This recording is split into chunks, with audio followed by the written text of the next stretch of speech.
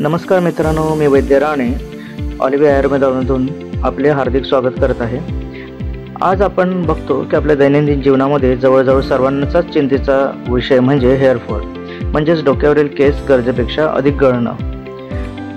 दररोज नॅचरली आपल्या सर्वांचेच केस गळत असतात, परंतु बऱ्याचदा काही कारणांमुळे हे गळण्याचे प्रमाण खूप अधिकच असते। त्यामुळे आज आपण याविषयी चर्चा करणार आहोत, जेणेकरून तुम्हालाही समजेल की हेअरफॉलची काय कारणे असतात, त्यानुसार तुम्ही त्यासाठी उपाय करू शकणार आणि उगाच कोणतीही ॲडव्हर्टाईज बघून गरज नसलेल्या प्रोडक्टला बळी पडणार नाही। बरं, हेअरफॉलची काही महत्त्वाची कॉमन कारणे असतात। त्याच्यामध्ये एजिंग म्हणजे वय जास्त वाढत जाणं, हेरिडिटरी म्हणजे तुमच्या आईवडिलांपासून हा त्रास पुढे स्थानांतरित होणं, दुसरं म्हणजे हॉर्मोनल इम्बॅलन्स असतो, चौथं म्हणजे काही आजारांमुळे काही ट्रीटमेंट घेत असणार त्याच्यामुळे सुद्धा असतं, काही न्यूट्रिशन डिफिशियन्सीमुळे सुद्धा असतं, त्यामुळे हेअर फॉलिकलला स्काल्पला पुरेसे पोषण तत्व मिळत नाही, काही उपचारांच्यामुळे किंवा औषधांच्या साईड इफेक्टमुळे सुद्धा असं होण्याची शक्यता असते। जसं कॅन्सरमध्ये केमोथेरपी घेत असताना केस गळती होणे हे बऱ्याचदा आपल्यास बघावयास मिळतं। आणि एक महत्त्वाचं सध्याचं कारण आता आजच्या काळामध्ये बघायला मिळतं तर काही आपल्या चुकीच्या सवयी असतात, ते सुद्धा केस गळती होण्यास कारणीभूत ठरते। हे सर्व थोडे आपण विस्ताराने समजून घेऊया। प्रथम आपण अनुवंशिकतेविषयी चर्चा करू की अनुवंशिकतेमुळे जी गळती होते ती आपण शक्यतोवर थांबवू शकत नाही, पण काही न्यूट्रिशनल उपचार करून ती प्रोसेस आपल्याला स्लो मात्र करता येते। अनुवंशिकता म्हणजे जर तुमच्या आईवडिलांमध्ये सुद्धा जर केस गळतीचे प्रमाण अधिक असेल तर टक्कल पडणे इतके जर ते असेल तर त्यांच्या मुलांमध्ये सुद्धा हा प्रकार बऱ्याचदा आपणास बघावयास मिळतो। दुसरे महत्त्वाचे कारण म्हणजे हॉर्मोनल इम्बॅलन्स। आपल्या धकाधकीच्या जीवनामध्ये आपल्याला खूप ताण असतो, स्ट्रेसचे प्रमाण अधिक असते आणि सतत जर स्ट्रेस राहिला आणि वरून आपलं पोषण तत्व असलेलं जर जेवण आपण व्यवस्थित घेत नसेल तर कमी वयामध्येच हॉर्मोनल इम्बॅलन्स व्हायला सुरुवात होते। त्यामुळे मूळ मेटाबॉलिझमवर परिणाम होऊन केस गळती होण्यास सुरुवात होते।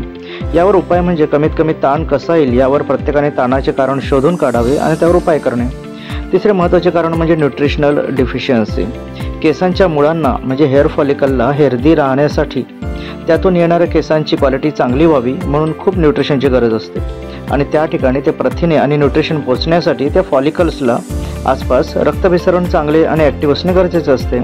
हे रक्ताभिसरण चांगले नसल्याने तथा आपली पचनशक्ती व्यवस्थित नसल्याने बऱ्याचदा काय होतं, खूप विटॅमिनच्या गोळ्या घेतल्या जातात पण तरीही केसांवर काहीही परिणाम जाणवत नाही आणि ते म्हणजे न्यूट्रिशन केसांच्या मुळापर्यंत पोहोचतच नाही। त्यामुळे नियमित व्यायाम करणे आणि पचनशक्ती चांगली राहण्यासाठी उपाय करणे हे जास्त महत्त्वाचे असते।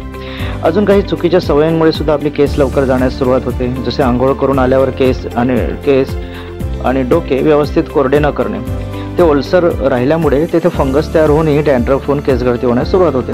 त्याचप्रमाणे सध्या वातावरणामध्ये धूळ पोल्युशन असते, त्यामुळे शक्यतोवर रात्री केसांना तेल लावून सकाळी आंघोळ करताना केस धुवावी। ती सुद्धा जमले तर आयुर्वेदिक प्रिपरेशनने किंवा केमिकल लावून आयुर्वेदिक प्रिपरेशन यूज करावे। केमिकल लावून बनवलेल्या शॅम्पू शक्यतोवर आपण अवॉइड करण्याचा प्रयत्न करावा।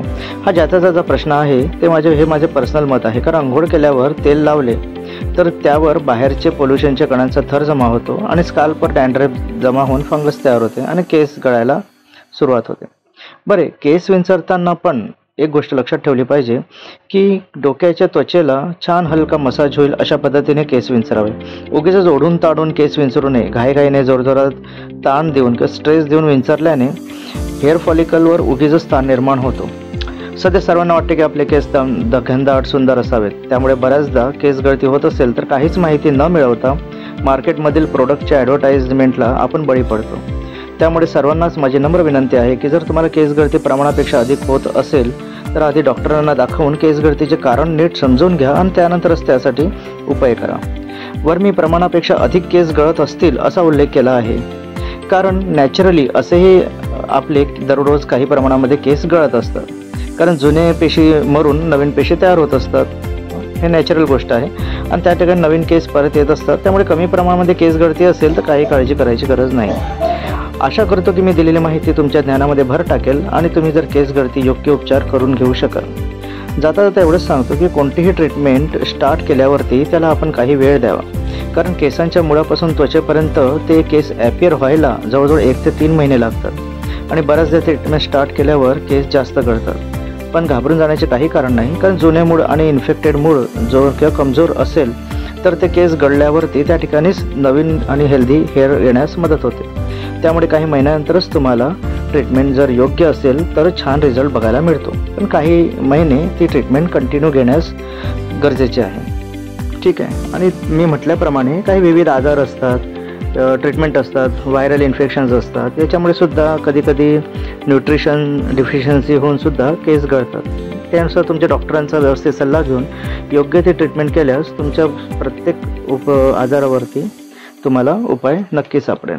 ठीक आहे. बरं मित्रांनो, पुढच्या काही व्हिडिओमध्ये आपण आजारांसोबत आपण उपचार सांगण्याचाही प्रयत्न करू. हे उपचार मोस्टली जास्तीत जास्त आयुर्वेदिक असतील. हां, पण जिथे तुम्हाला ॲलोपॅथी उपचारांची गरज असेल तिथे आम्ही तसं डिटेक्ट पण करू की या अशा कंडिशनवर तुम्ही ॲलोपॅथी उपचाराचा आपण करतच राहू. आणि जर तुम्हाला आमची ही माहिती उपयुक्त वाटत असेल तर कमेंट करा, लाईक करा आणि सबस्क्राईब करा आणि शेअर करायला विसरू नका. तसेच तुम्हाला काही इतर विषयांवर माहिती हवी असेल तर नक्की आम्हाला कळवा, म्हणजे आम्ही तुम्ही दिलेल्या टॉपिकवरती माहिती देण्यास व्हिडिओ नक्की तयार करू. धन्यवाद.